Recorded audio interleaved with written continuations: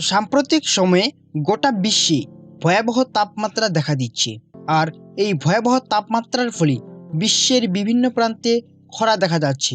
আর এই খরার সমাধান হিসেবে আর্থিক ও প্রযুক্তিগত দিক থেকে উন্নত দেশগুলি কৃত্রিমভাবে বৃষ্টিপাত ঘটাচ্ছে। কৃত্রিম বৃষ্টি কি, কিভাবে তৈরি করা হয় এই কৃত্রিম বৃষ্টি, তা আজকের আলোচনা বিষয়। প্রশ্ন হলো, কৃত্রিম বৃষ্টি কি? এক কথায় যদি বলা যায় তাহলে বলা ভালো যে আকাশে ভেসে থাকা বৃষ্টির অনুপযোগী মেঘগুলোকে জোরপূর্বক বৃষ্টি হিসেবে মাটিতে নামিয়ে আনাই হলো কৃত্রিম বৃষ্টি। অর্থাৎ কৃত্রিম বৃষ্টি হলো একটি প্রক্রিয়া যার মাধ্যমে একটি বিশেষ ধরনের মেঘকে কৃত্রিমভাবে তৈরি করে বৃষ্টিপাত ঘটানো হয়। এই কৃত্রিম বৃষ্টিপাতকেই ক্লাউড শেডিংও বলা হয়। ক্লাউড শেডিংয়ের সাধারণত রাসায়নিক পদার্থ সিলভার আয়োডাইড, পটাশিয়াম আয়োডাইড অথবা শুষ্ক বরফ বা কঠিন কার্বন ডাই অক্সাইড ব্যবহার করা হয়ে থাকে। তরল প্রোপেন গ্যাস ব্যবহার করে সিলভার আয়োডাইডের চেয়ে বেশি তাপমাত্রায় বরফের ফটিক্স তৈরি করে। ক্লাউড শেডিংয়ের সময় মেঘের ভেতরের তাপমাত্রা 20 থেকে 60 ডিগ্রি সেলসিয়াস নেমে আসে।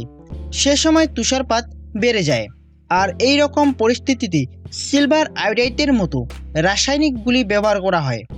কৃত্রিম বৃষ্টির উপাদানগুলোকে উপযুক্ত স্থানে উড়োজাহাজে করে ছড়িয়ে দেওয়া হয়। আর মেঘের ভেতর দিয়ে যখন উড়োজাহাজটি যায় তখন সিলভার আয়োডাইড ছড়িয়ে দেওয়া হয়। এই রাসায়নিক পদার্থগুলি ক্ষুদ্র ফটিক দানাগুলোকে মেঘের সিট হিসেবে কাজ করে। অর্থাৎ এসব দানার ভাসমান জলীয় বাষ্পে জলের কণাগুলো বড় হয়ে বড় ফোঁটার পরিণত হয়। এক সময় জলকণার ওজন বেড়ে গিয়ে মহাকর্ষের টানে বৃষ্টি হয়ে ঝরে পড়ে। প্রযুক্তির ক্ষেত্রে কোনো দেশই থেমে থাকে না।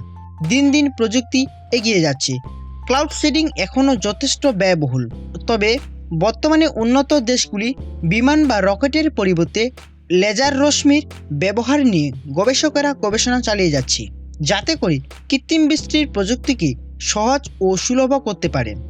হয়তো খুব তাড়াতাড়ি আমরা এমন প্রযুক্তি তৈরি করতে পারবো যেটা শুধু আকাশে ভেসে থাকা মেঘগুলোকেই ছেঁকে এনে বৃষ্টি ঝরাতেই সীমাবদ্ধ থাকবো না, বরং সমুদ্র থেকে খুশিমতো জলকে বাষ্পীভূত করে মেঘের সৃষ্টিতে সক্ষম হব।